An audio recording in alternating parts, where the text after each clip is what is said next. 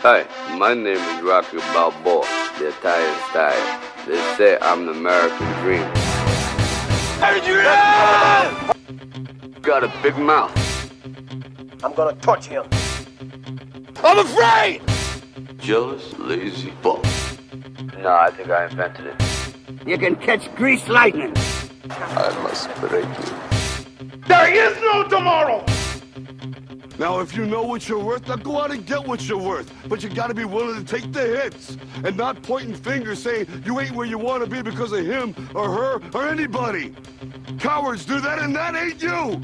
You're better than that.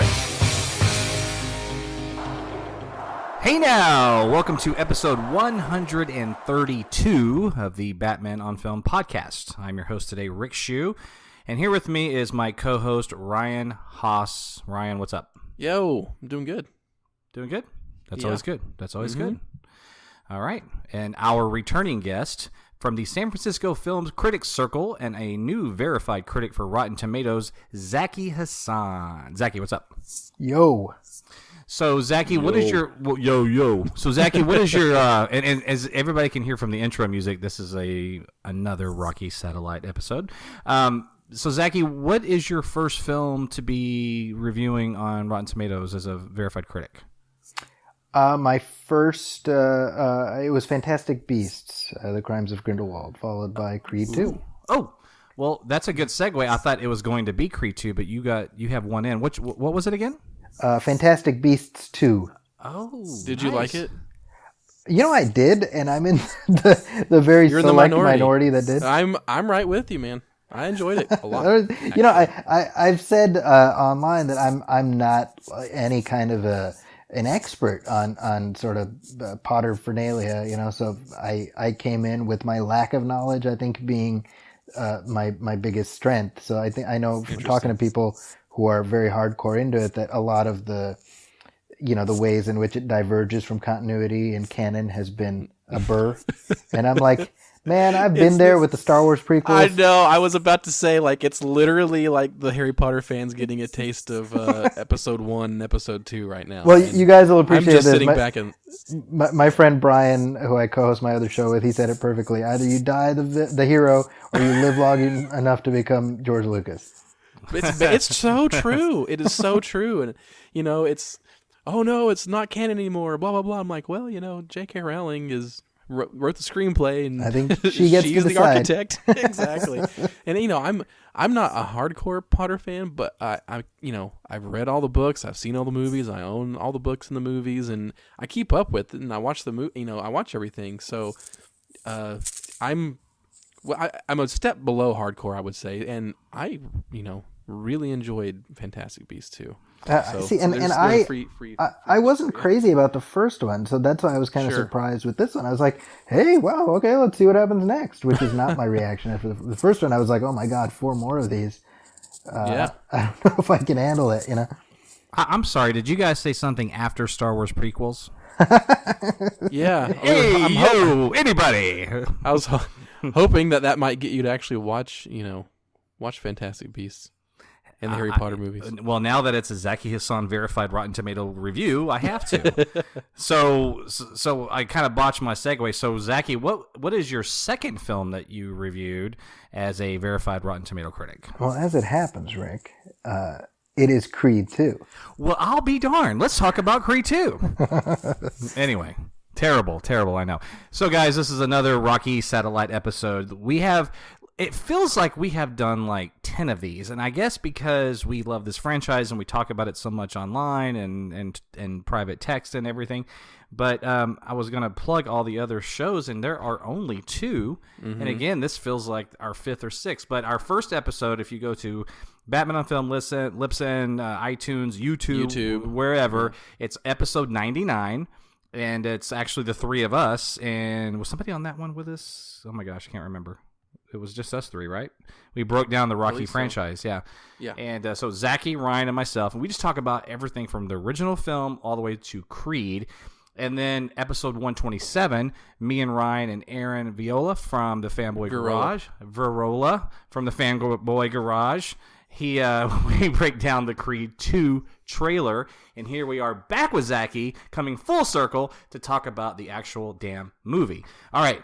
Okay, guys, so Creed 2 came out, well, actually it's coming out officially tomorrow, tomorrow is Thanksgiving. We are recording this at November 21st, 2018, which is... No, it is out today. Today, the day we are recording is opening day. The official release date, yeah. Oh, is that actually technically the official last release? night was sneak preview night. Oh, okay. So, Zaki, when did you see it? I saw it Monday night at the press screening, so kind of wish they would have showed it a little earlier, but, whatever. Yeah. Right? It was really weird to go to a press screening, and it was like the embargo was already lifted and people had already seen it. And kind of weird. I feel like the Thanksgiving stuff weird release dates kind of screwed all the normal, dates up. Yeah. And my press screening was weird, man. They did like this. It was in conjunction with this giveaway for this FM radio station, and it was my wife went with me, and she looked at me. She's like, "Is this the normal press screening thing?" I'm like, "No," because it was just wild. There were packed theater, but the packed theater certainly loved this movie. So on that note, let's just dive right into this. So this is Creed 2. Well, this is I was going to see how I saw it. I'm sorry, Ryan. You're the co-host. You're not the guest. Well, whatever, dude. Co-host, like when you're a co-host, you tend to interrupt quite a bit and do lots of segues. But my really quick thing is like I had a really good experience seeing the movie. I mean, we have a pretty new Alamo Draft House here in Raleigh, and they already had a month or two ago scheduled Rocky IV to be shown on Tuesday. And as soon as the pre-sale tickets for Creed 2 came up, it just so happened to be that was also the sneak preview day. So I was able to see Rocky IV at like 7:15, and then Creed 2 right after it at like 10:30. So in a really nice theater. So I got to see both of those movies back to back. It was pretty spectacular. All right, so touche.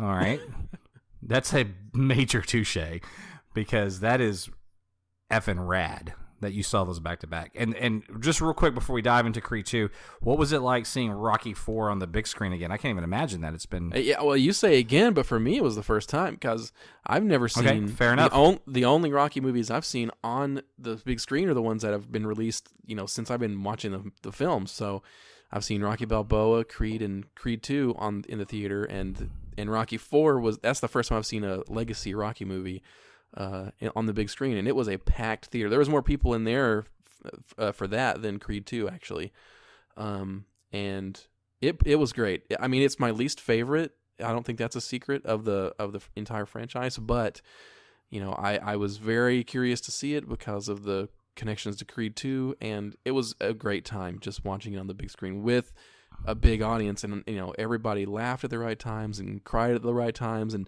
clapped during the fights and stuff, and like laughed at some of the like montages after montage type stuff. But it was a great experience being able to see it on the big screen, with the big fights and larger than life characters and stuff. What a great way to go into this show, to see those two films back to back in the theater. Zaki, when's the last time you watched Rocky IV? Do you know? Yeah, I went through the whole series over the past 2 weeks with my boys. So we watched all 7 previous Rockies in the lead up to Creed 2. Okay, so I want to pause on that. I'm going to circle back to what you just said to reinforce something that you're probably going to say. So before we do that, because that's foreshadowing, let's dive right into this. Zaki, you're the guest here. What did you think of this film? Let's paint this picture real fast. We all 3 love this franchise, yes? Yes. Absolutely. Okay. We all 3 loved Creed, yes?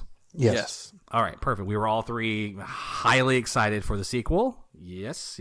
Okay. Yes. All right. So Zaki, did this film deliver for you? What? Just dive in, man. What were your thoughts about this movie? Did you like it? How did it make you feel? Just run with it. I liked it a lot. I don't think it is as good as the first Creed, but I don't think any Rocky sequel is as good as the original Rocky. So I wasn't even expecting that. The original Creed was for me one of my favorite movies of the year, and I think it was just a revelatory experience. Partly because it took us back into this world that we just thought we'd never see again, and it did it so skillfully where it managed to replicate, the way we felt watching Rocky, the first Rocky. I think Creed 2 had the job of measuring up to the Rocky sequels, and I think on that front, it's very, very effective. It is a student of formula. It is very much, beholden to a very tried and true formula of these Rocky movies, which, I mean, from two on, they all pretty strenuously follow a template, and you're either down with it or you're not. I personally, I like that. I said on my show this morning that Creed 2 is basically built on the chassis of Rocky 3, and they kind of grafted parts of Rocky 2 and parts of Rocky 4 onto it to make like this big cyborg sequel. Right. But that's what it is. I'll tell you though, it made me feel things I never thought I'd feel. It made me sympathize with and feel empathy towards Ivan Drago, which if you would have told me 30 years ago that was going to happen, if you would have told me 30 years ago we'd be getting a 30 years later sequel to Rocky 4, I'd be like, I don't know what you're talking about. Am I the only one in this group that actually felt something for Ivan Drago, a little empathy at the end of Rocky 4 when he picks up the Soviet, whatever he is, and throws him, and he looks up at the panel and he says, "I do this for me, not for you." And I mean, you can feel it there, but it's quick. There's not the movie doesn't really leave much room for him, if character development wise. There's like a handful of moments in Rocky 4. Yeah, he says what does he say? Like 40 words or something in the whole movie. Yeah, 46. And a few of them are if he dies, he dies, right? So it's hard to sympathize after that, Sure, no, absolutely. I'm just saying that I think that moment at the end of Rocky 4, I agree with you. When he does that thing, when he rebels against his comrades, if you will. Yeah. That I think that was sort of the beginning of the snowball effect that led to his demise in his country. No, you're not wrong. Yeah, So, I didn't actually read your review or listen to your show, although I will. And the reason I did not, Zaki, is because even though we had some private text, I wanted to go in as fresh as I could on this thing, and I didn't want to know your general opinions and everything. And I'm being sincere when I say that. So, like, how did you grade this movie on your review? Like, what was your I gave breakdown? I gave it a B+ after giving Creed an A. An A, okay. Yeah. So that's where I'm at, and I mean we've got more to say, but I think that what I'll close this statement with is simply I didn't think you could make a serious sequel to the most cartoonish Rocky movie and have it retroactively add emotional depth to Rocky 4, but that's what Creed 2 manages. Oh God, I want to run with that statement, but if I do that, then I won't shut up. So Ryan, the floor is yours. Yeah, pick up on that. How did you feel about it? Yeah, and just go. There's no. I mean, I don't have a plan here. Yeah, what Zaki just said, like the fact that it takes the most cheesy cornball, like far-fetched movie in the franchise and makes something that has the dramatic weight that it does, I think is going to make this movie hold up very well in the years to come. Right now, I'm exactly where Zaki is. I think my grade is a B+ right now, but I think a few years from now, we're going to keep looking back on this movie and being like, wow, they really kind of pulled a magic trick, with the story and being able to pull something so deep from the earlier films. And really, that's kind of the magic of the Rocky franchise in general. That's how we even get Creed 1 to start with, is off of the back of all the movies before it. So it's almost effortless the way that this movie kind of just presents the story to you, because you're like, oh, of course, Ivan Drago would be disgraced. Of course he would have a son. Of course he would try to train him. I mean, it just seems natural and effortless, and I think that's kind of the best compliment that I can give the movie.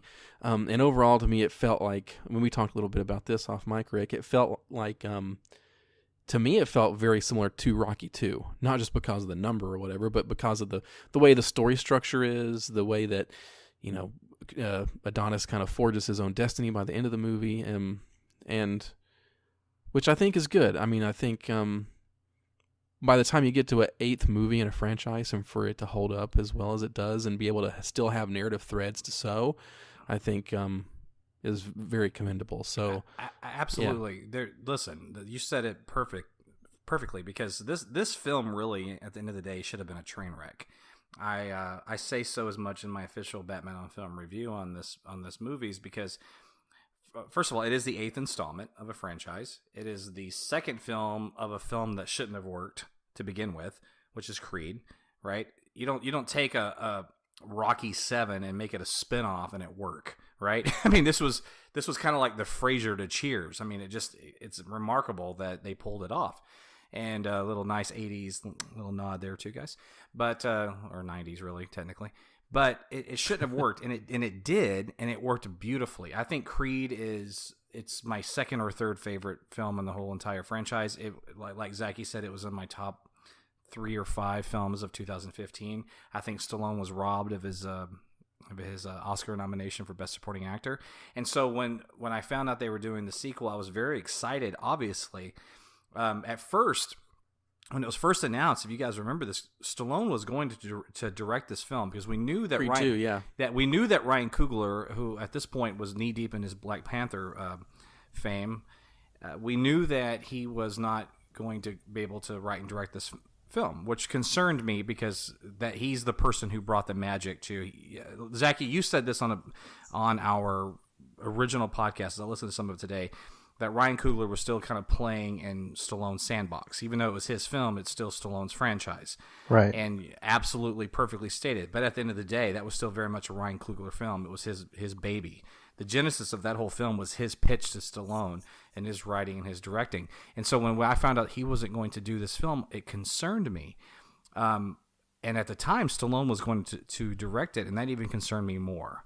One, I just thought, I think this film needs a black director. I just do. I think having a young black director, young and black director, is part of what made Creed work. It was able to tap into a culture that Stallone just doesn't know about.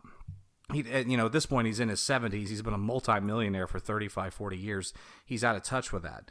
And it needed that. It needed someone hungry and young. And quite frankly, I think the ethnicity was important, because it tapped into that culture of young African-American men and what they go through in life. And Creed is a beautiful movie. And it's a beautiful movie for a million different reasons. And Ryan Coogler is obviously the heart of all of that.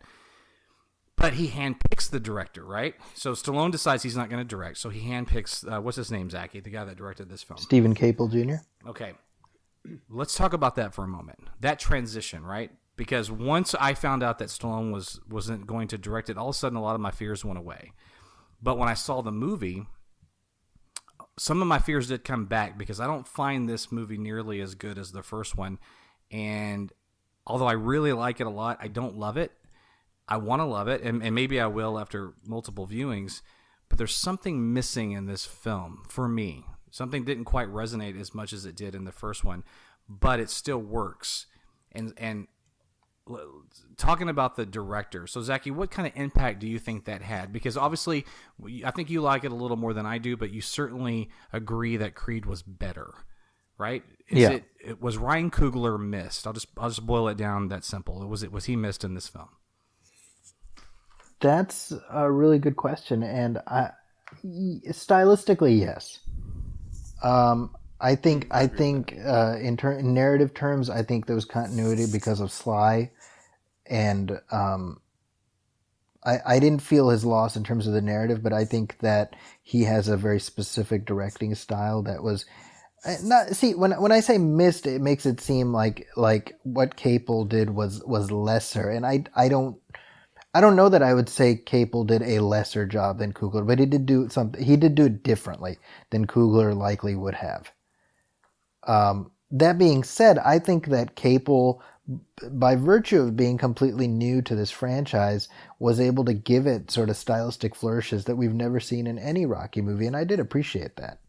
Sure. And like Ryan said, and what I was kind of picking up on is the fact that this is the 8th installment.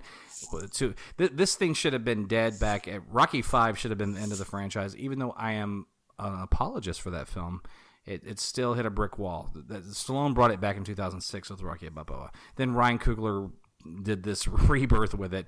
It's like, okay, then that's it, right? You don't get to do this a third time. And then this film is really still very good. And I find myself, Ryan, because you said this, and you've said it at the top of the show, and you've said it off mic, that other franchises would kill for a movie this good at this point, right? I mean, yeah, like my first reaction tweet after I saw the movie was, Creed 2 is the kind of sequel any franchise would kill to have. It's got the right beats and the right moments, and most importantly, the emotional core that's carried each film of the franchise forward. That was what my scattershot thought was right after I saw it. And so you saw these films back to back, and we all talked about Rocky IV being obviously the most cartoonish of the franchise, because let's face it, it's like this mid-'80s Soviet Union Cold War. Rocky ends the Cold War. Yeah, right. It's cheesy, and it's a montage. It's a lot of music. It's 90 minutes and 80 minutes of music video, but it still is. It's still a great. I still love it. It's still a lot of fun to watch, and and the strength of the characters in the whole franchise like keeps it afloat the whole time. Absolutely, and that's kind of what Creed 2 has going for it. Creed 1 did all the heavy lifting. Like it took all the threads from Rocky Balboa and all the other movies and kind of did its own thing, set up a new, thread and kind of pave the way. I mean, it's like the Star Wars Force Awakens version of Rocky. Like it enabled a new generation to experience like this universe. So Creed 2 didn't really have to like reinvent the wheel, and nor did I expect it to. Just kind of like Rocky 2, it did everything I expected, and I think it did it very competently. And there was a lot of wrinkles that I wasn't expecting. It's funny, Ryan, because the Star Wars comparison in my review, I compared Creed 2 to The Last Jedi, in that both are Episode 8.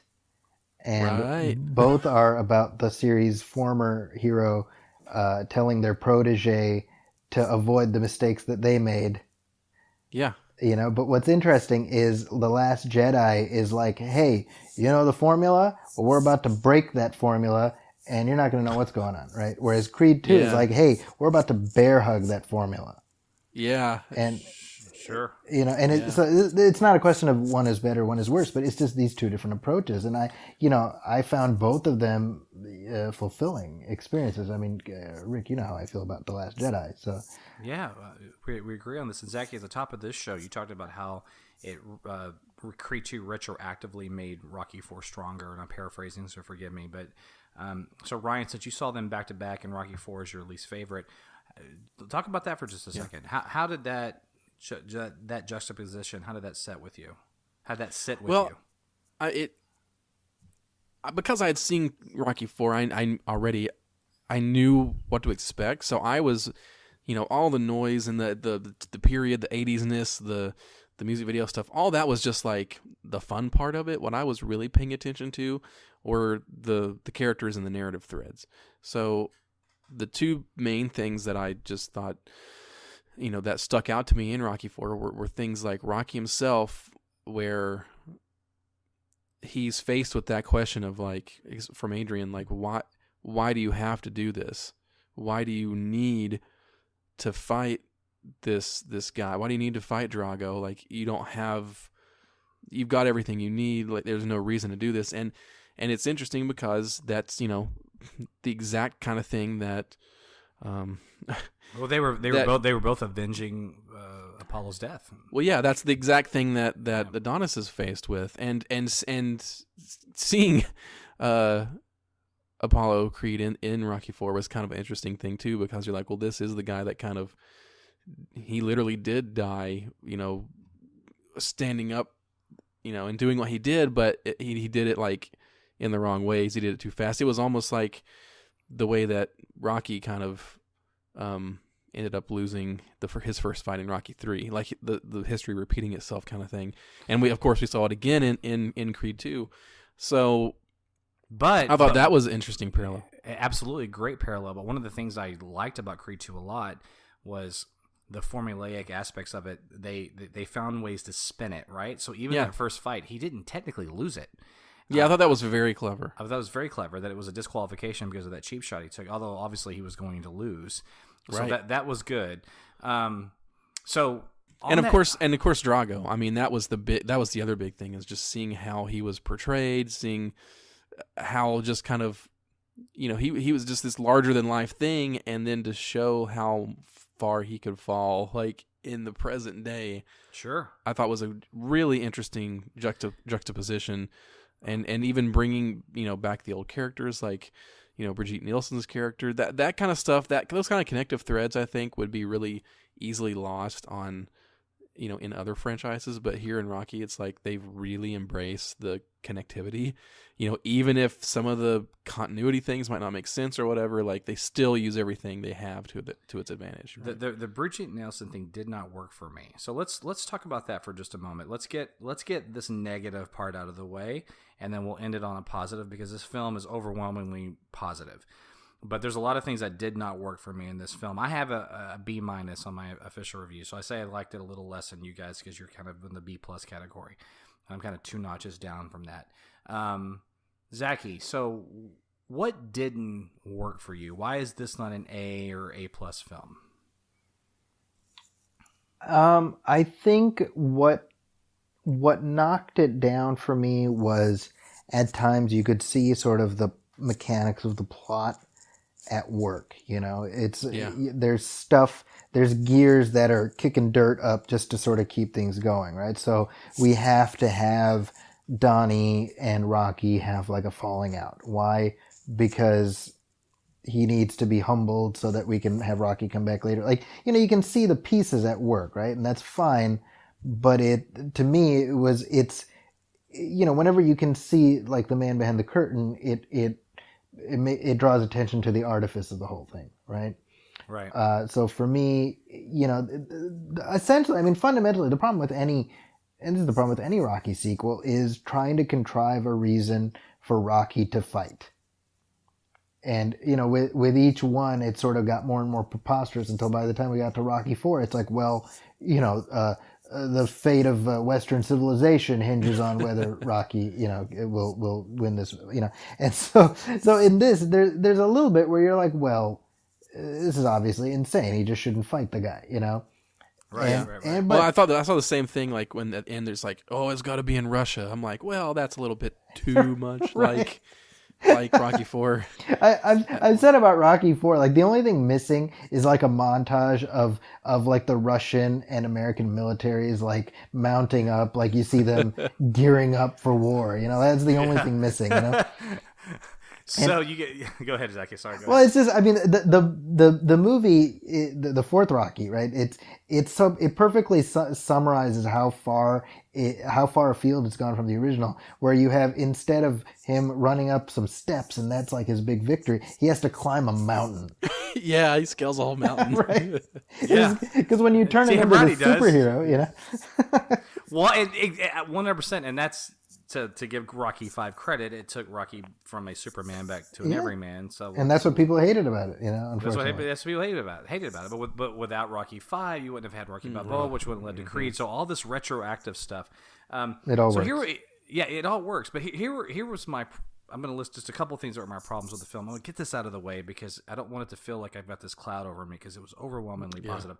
I know what they're going to be too. And what's funny is, like, we'll get into it, but I watched the movie and I'm like, I don't have any of these qualms that you do. Felicia Rashad's a big qualm for me on this. Okay, I don't know why. She is, like, the scene in the kitchen where Adonis is telling her about he's gonna take the fight or whatever. She spins around her fist and she's like, "Well, don't shoot!" And my wife and I both were like, it was very jarring. My wife blames the writing on that. I said, no, that's her. Like, that was just it felt very Lifetime movie of the week, right? And I felt that way somewhat in the first one as well, but especially in this one, I just feel like she's a very stylized actress, and in this like real raw gritty reality, I just don't think that she translates. That's just my personal opinion. But it's not just Felicia Rashad, right? It's also just some of the stuff in this film felt very heavy-handed. It was like you were being spoon-fed the drama, and you didn't have that in Creed. It was just so natural and organic, and I think that's missing. I think some of the emotional beats are off, like. Even the whole thing with the mom, right? Like I wanted more of Ivan Drago and Victor Drago. I actually wanted more. Like if you're going to go there, if you're going to humanize this one-dimensional character, then go all in or go home kind of thing. And I felt like that maybe it was a little bit of a tease. I would have liked a little more of it. And the whole thing with his mom didn't quite work. And then at the end when she was at the fight, and then, which I thought was silly, they were in Russia, on a side note, too. That didn't quite work for me either. And then, she's sitting there, and then he looks down, and she's gone. Symbolically, she left him again. I just, thought that was very heavy-handed. By the way, the crowd, when I saw the movie, ate that stuff up. Whenever they first saw her character, everybody was like, oh! And then whenever she, got up and left during the fight, they were like, oh, boo! So everybody ate it up. They loved it. Hey, so much. I saw The Last Jedi in the theater, talking about The Last Jedi, I don't know, several times, and almost every time people cheered when Leia was floating through space. So you just never know how people are going to react to your anecdote. So that kind of stuff didn't quite work, and it felt kind of Lifetime movie of the week for me in too many places. But with that said, that's my negative parts, right? But man, the stuff that worked, it worked, and it worked really, really well. And I really love what's her name, Tessa Thompson? Is that the actor's name? The whole Bianca stuff in Adonis was beautiful, and I quite frankly loved all the stuff with the baby. I love the time jump because obviously she's pregnant, and you're that at least 9 months has passed, so that was cool.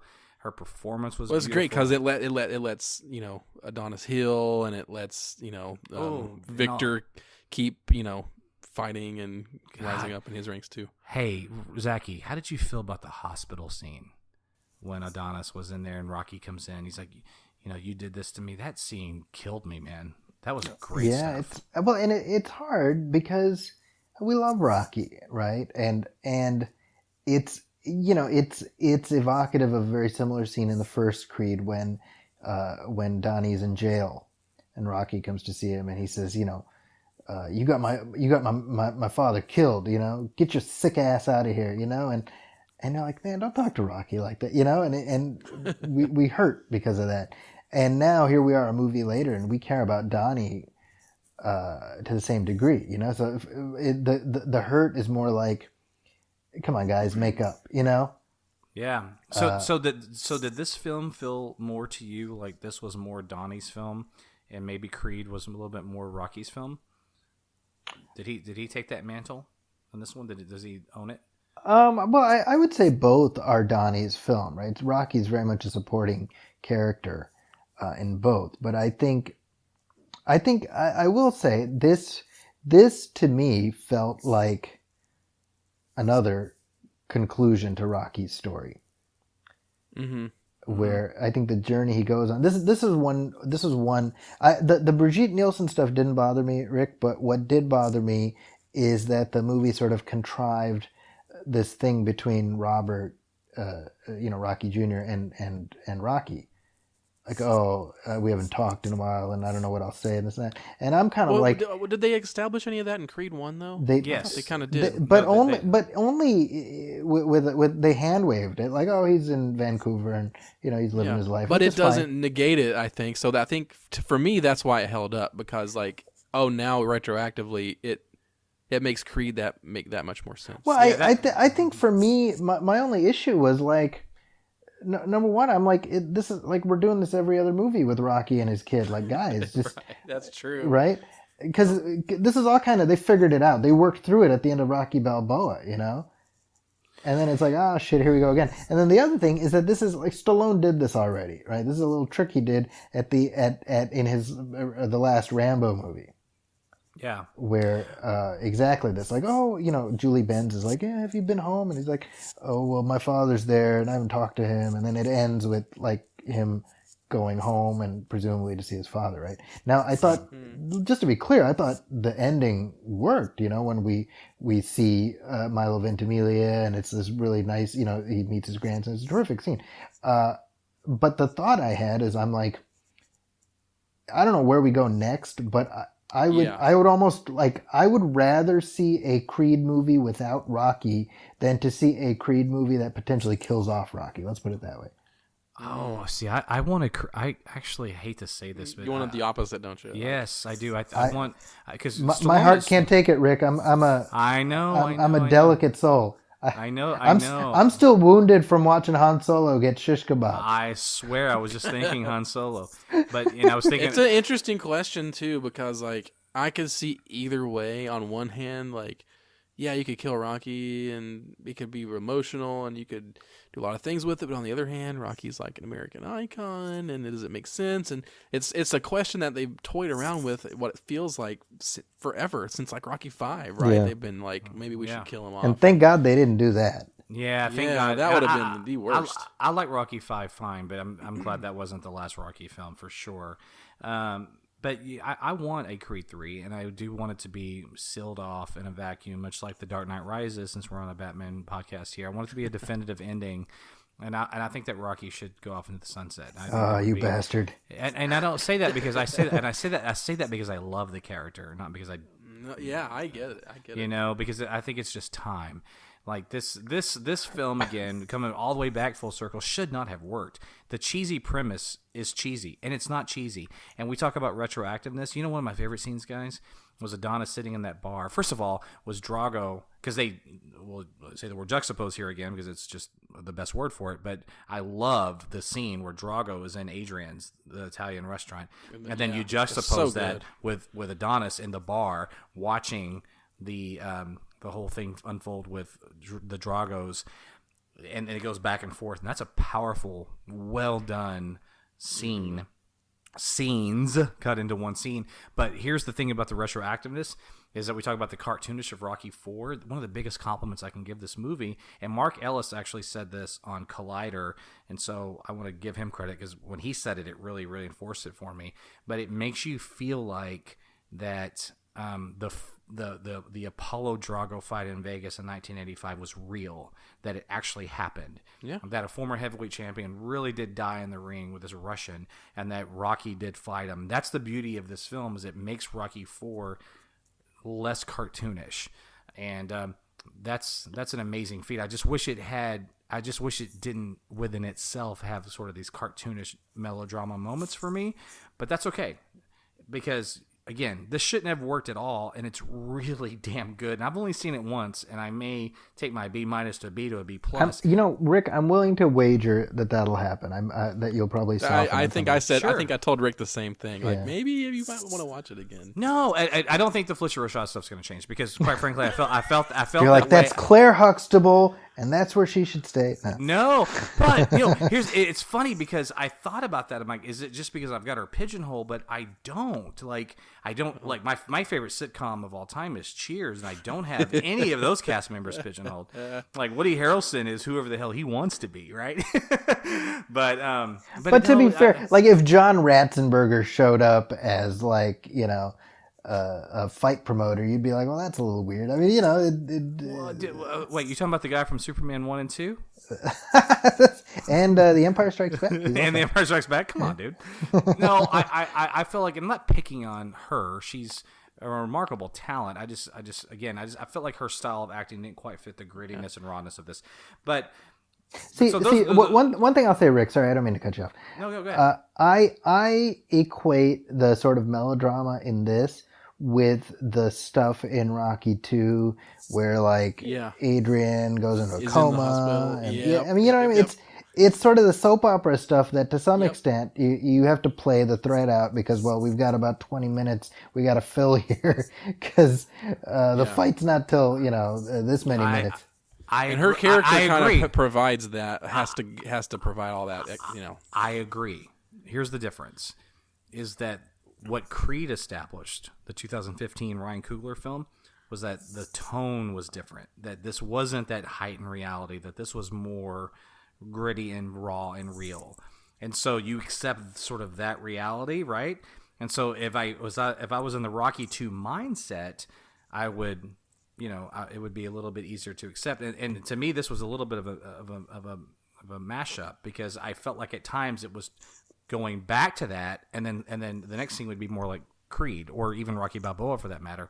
That's why I was like, I felt like Rocky Balboa and Creed were both a little bit more consistent in their tone than this film. But regardless, it's still really damn good. I mean, dude, guys, a B-. A B-. That's not a bad thing at all.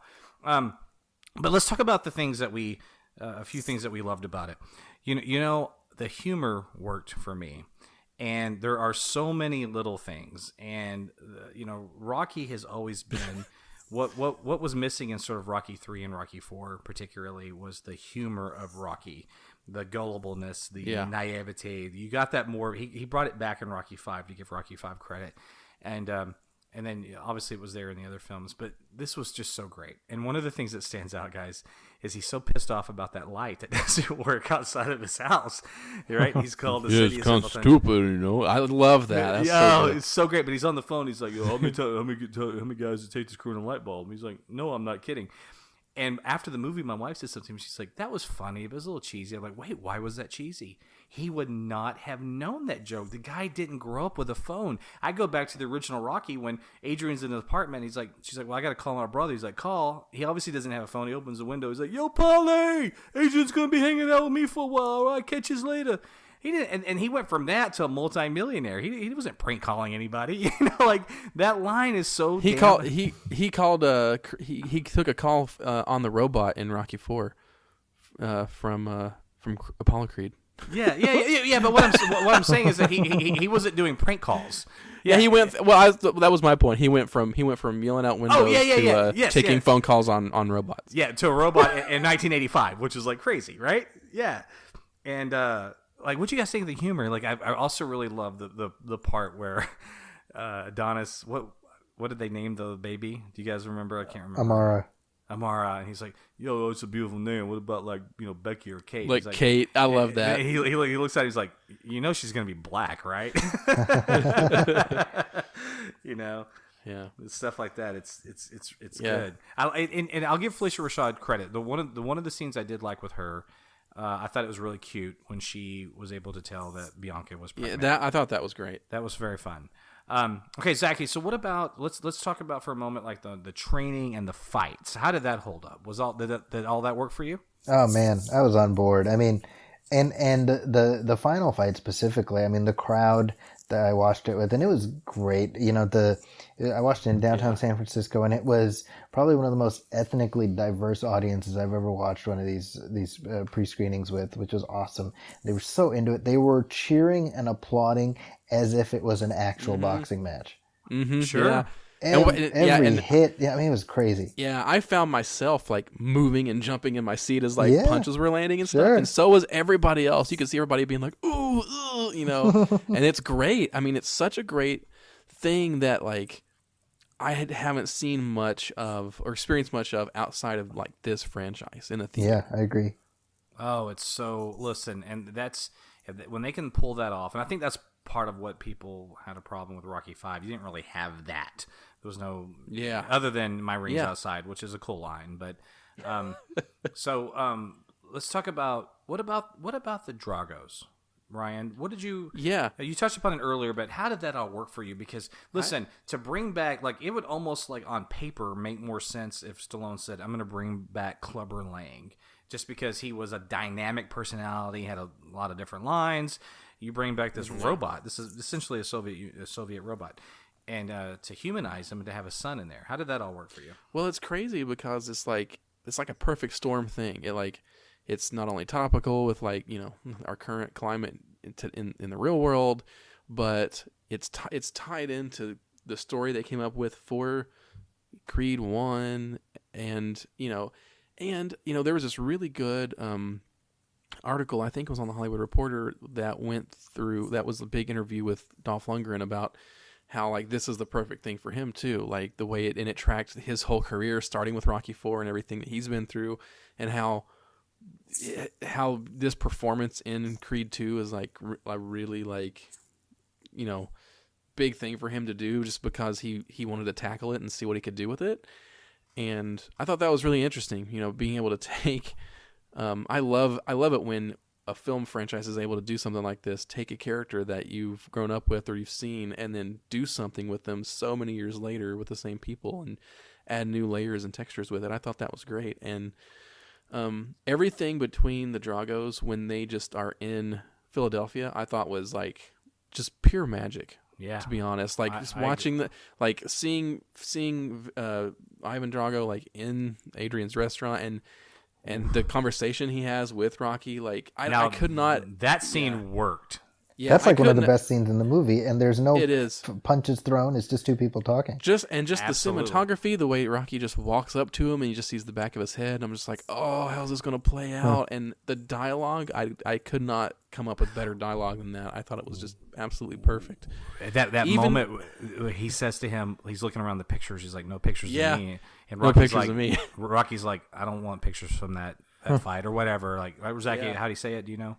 No, you got the gist of it. Yeah. Yeah, and at the end of the way the scene ends, where he's like, he sees a picture of Apollo and he's like, "That's a good picture." I'm like, "Oh my god!" Like, such a good, well written scene. But I'll tell you guys, what really, and I'm sure this is what ultimately brought Lundgren on, is that we get a real arc for Ivan Drago, because by the end of it, I mean, to me, he sees Ludmilla leave.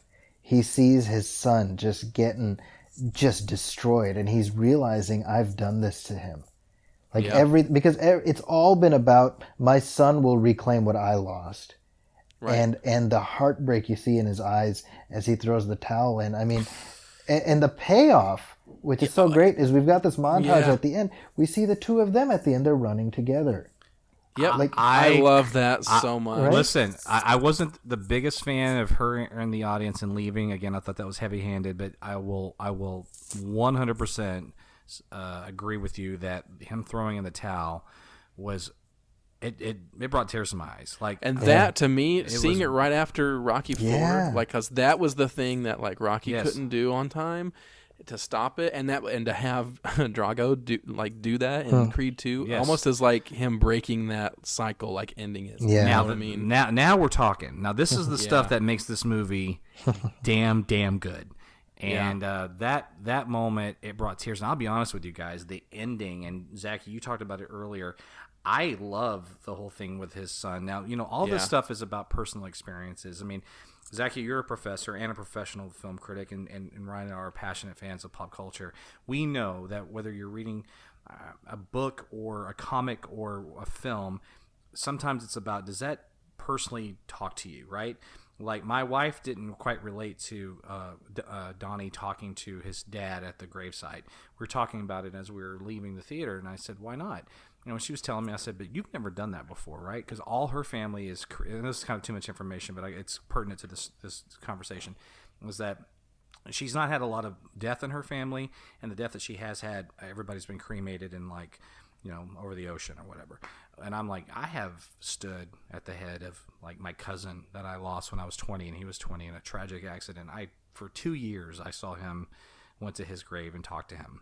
And so, you see something like that when you've experienced it, that's not cheesy. It's not heavy-handed. It's real. Mm-hmm. And you have to have had that experience. I'm not saying you had to, but if it didn't resonate with you, maybe it's just because you also you don't understand that.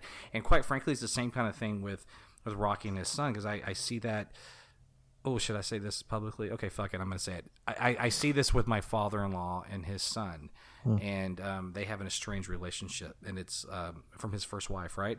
It's like that with them, and I see some of those parallels with Rocky and his son in this movie, and it works for me because I'm drawing from it from personal experiences. So that's what this is all about, right? So that ending, I was in tears. That's great. When he opened the door and his grandson was standing there, and then also the line that he has about the kid looking, you look like your grandma, your dad's mother.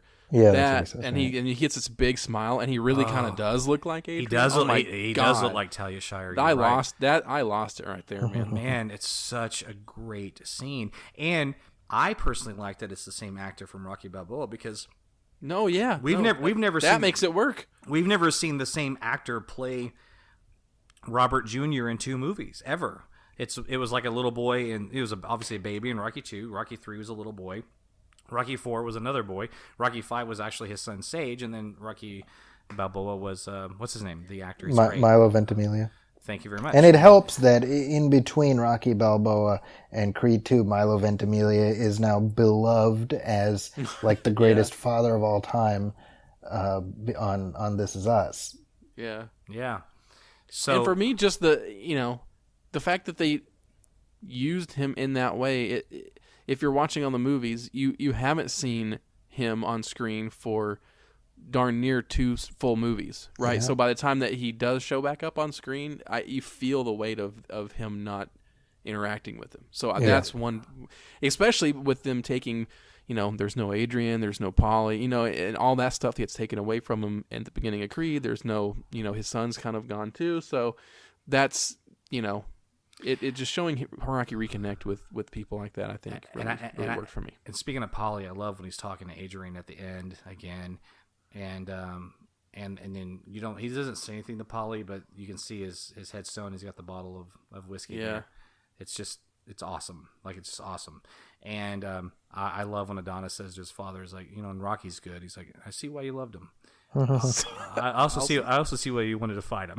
That's people in the crowd love that line, and that's one of those like perfect humor, perfect written kind of lines and stuff. Like, it works so well. How many movies have we seen that maybe like the second act, first and second act was awesome, and third act was just kind of a drag, and you leave on a little bit of a low note, and your head down, and you have to like think about the totality of the picture and whatever.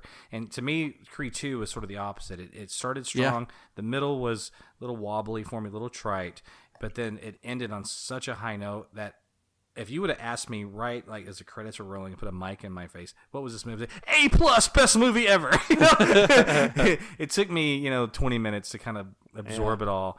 And, but God, that stuff really worked. Yeah. I was going to say like, more Drago stuff, like when they're in Philly and they walk by the Rocky statue and they see like the people like crowded around it, like posing with it and stuff, and the shots where they get up to the top of the steps and just look out. I mean, did you notice how that mirrors the ending of Creed 1? Right, where they're up on the and it's from the rear. It's them looking over the city. It's exactly the same shot at the end of Creed 1. Right. And the end of Creed 1 too, just a quick little side note here. I think what Stallone did, that scene with he and Adonis, and he's having a hard time getting up the steps. Oh my gosh. It's a beautiful ending. And that's what that's what Stallone wanted that scene with he and Sage Stallone to be in Rocky 5. And it just wasn't, because Rocky 5 kind of ends the same way Creed does. He and his son are on the steps. But it just doesn't quite work. And then Creed, it just so great. And Zaki, you're right. And then to bring in Dragos at that spot is intense.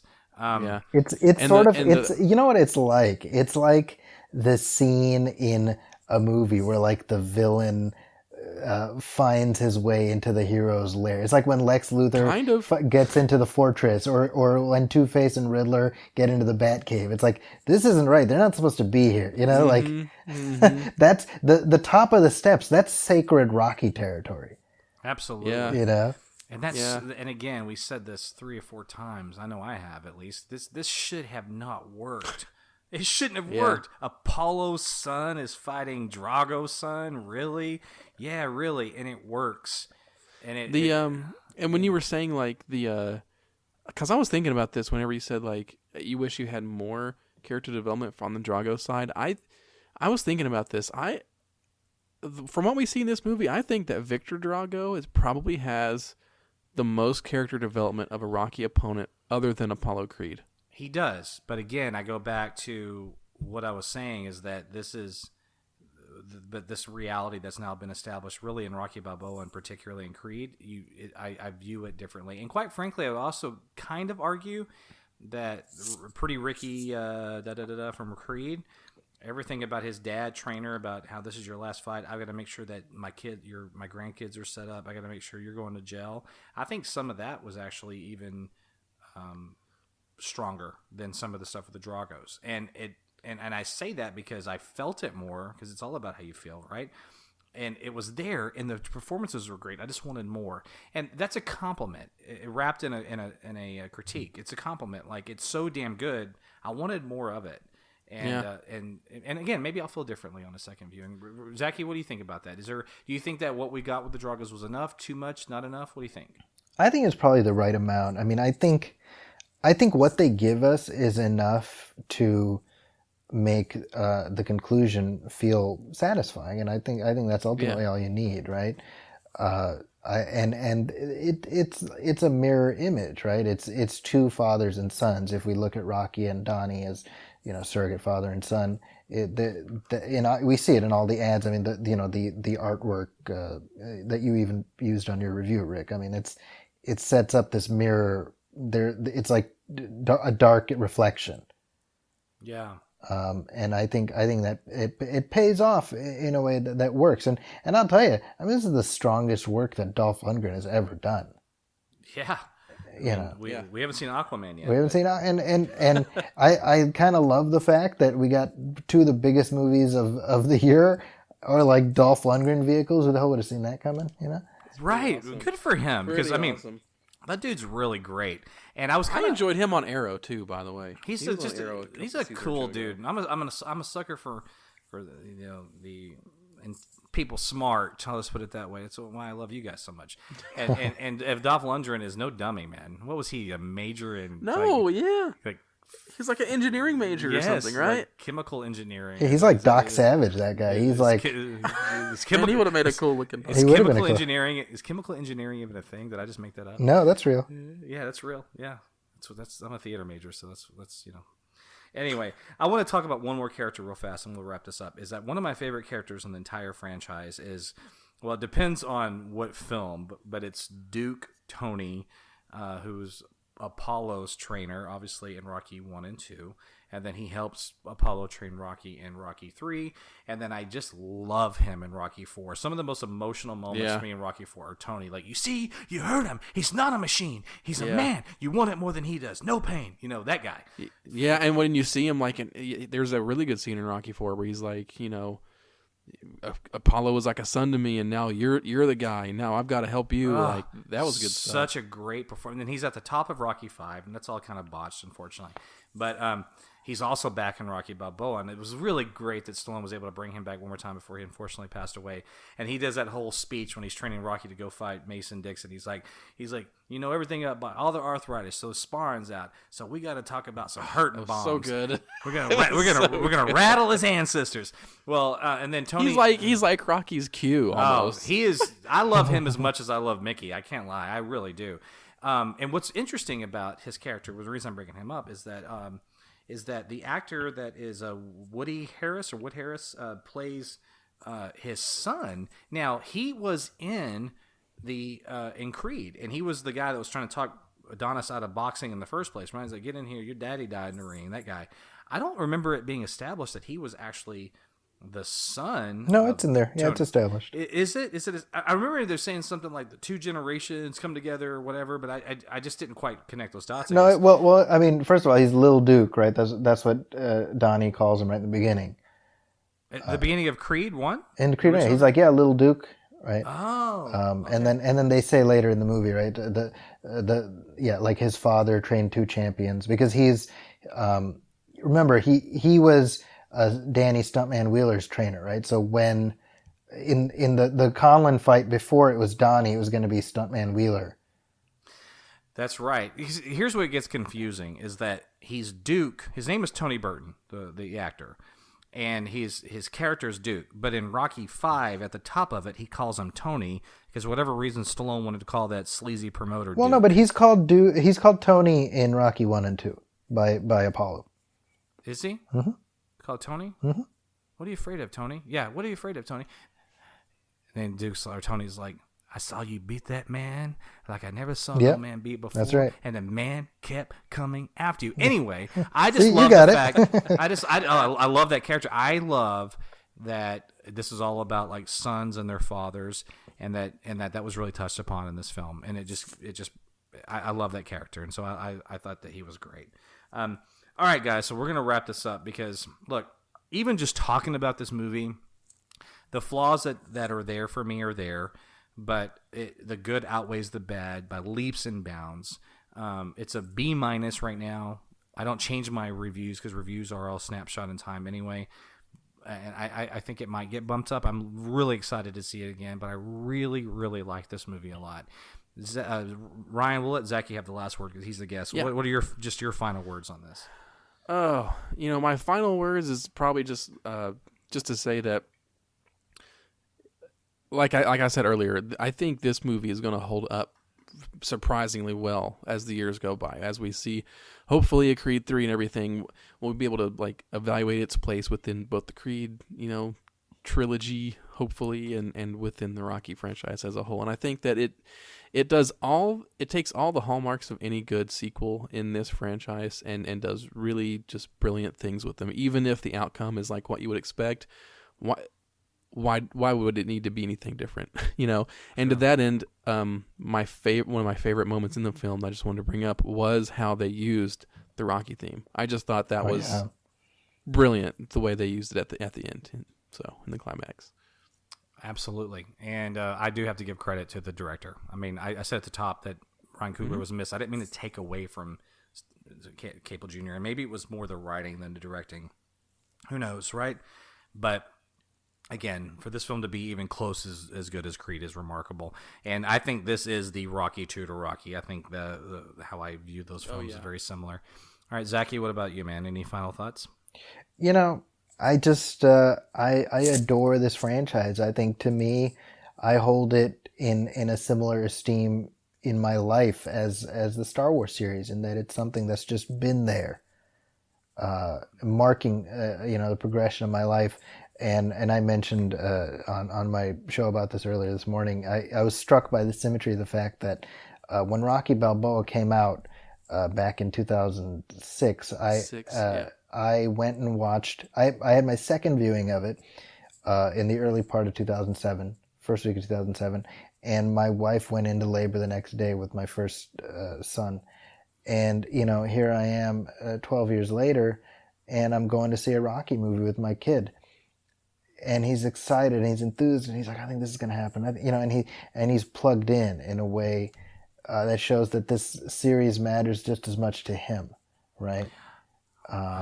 And that's what Rocky is to me, right? It's something that was meaningful for me as a kid, and now it's something that's meaningful that I get to share with my kids, and that's it's amazing.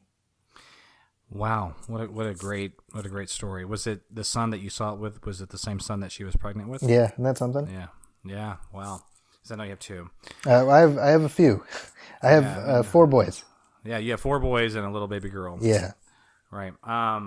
Okay, so what I would say also in terms of the Star Wars thing is that it's even more difficult, I think, in my view, to pull off an 8th Rocky movie versus an 8th Star Wars movie because by far this is still Rocky. It's him. Yeah. If this was all like if every Star Wars movie was Mark Hamill's Luke Skywalker, it would be you could make that connection a little more. But this is like its own bubble, and it's like it's like doing James Bond since the 70s with the same continuity and the same actor.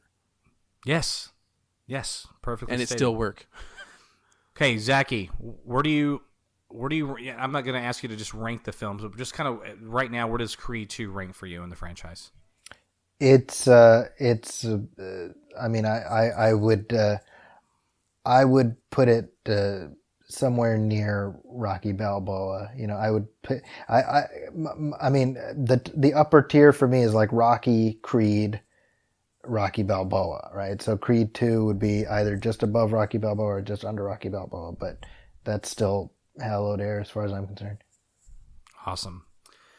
All right, man. Guys, thanks so much for this conversation. Thanks for everybody listening that supports these Sports Batman on Film in general, and thank you so much for supporting the satellite shows. This was our 3rd Rocky show. Again, it feels like the 10th, but it's our 3rd one, and hopefully we'll do some more of these. So, Ryan, why don't you do a little plug here for us?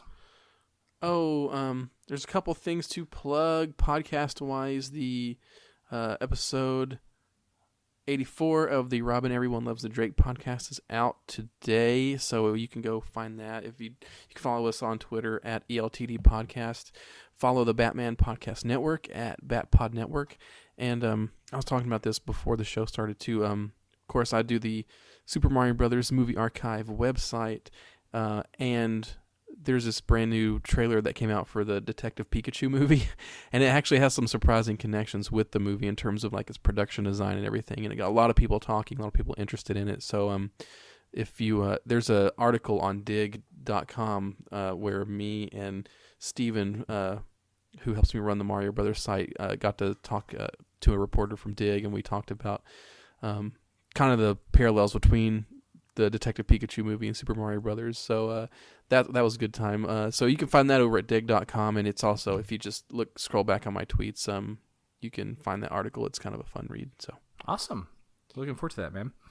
All right, Zach, you've got a million things going on, so give us a few. If you're looking for me, you can find me at my website, zakiscorner.com. That's ZAKIS Corner. That's also my Twitter. That's also my Instagram, so please feel free to follow there. Also, you can check out the Movie Film Podcast, which drops every 2 weeks or thereabouts, and we also do several commentary shows. And we just we dropped our Creed episode, which is a spoiler conversation. It's myself and my partner, Brian Hall. And then earlier this week, we did a commentary track for Rocky IV. So that would make for a fun listen. You can watch the movie along with us, or you can just listen in your car. I think it'll hopefully make for a fun conversation. And I also host the Nostalgia Theater podcast, which drops roughly an episode a month, sometimes more. And Ryan allowed for the segue, so I'll go ahead and make it official here. Ryan's going to be coming on the Nostalgia Theater show with me, and we're going to be talking up the 25th anniversary of the Super Mario Brothers motion picture, and I'm fascinated to have that conversation. Oh, I can't wait for that. That's great fun. The one thing I want to plug is follow me on Twitter at ShewRick, ShewRick. If you're into politics at all, if you're not tuning this out, but if you are and you want to hear a great discussion about the midterm election results, please check us out at Left Shoe Politics, SHEW. You can find us anywhere great podcasts are found. I think we do a really fantastic job breaking down the results, and we get very much in the weeds of things that happen locally, both in Illinois, California, and here in Texas. So please check that out. And just always remember, as far as Batman on Film, we are the authoritative and the definitive, and we are the dadgum original. And it's time for announcer Rachel to take us out.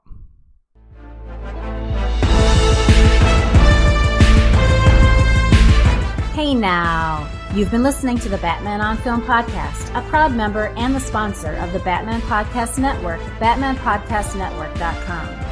You can listen to the BOF podcast on iTunes, YouTube, Stitcher, Google Play Music, iHeartRadio, Spreaker, TuneIn, and wherever good podcasts like this one can be found. Want to advertise on the BOF podcast? Go to advertisecast.com/the Batman on Film Con podcast. Follow Jet on Twitter at Batman on Film and on BOF's Facebook fan page at facebook.com/jet.batmanonfilm. Email Jet via jet@batman-on-film.com. I'm announcer Rachel. Thanks for listening.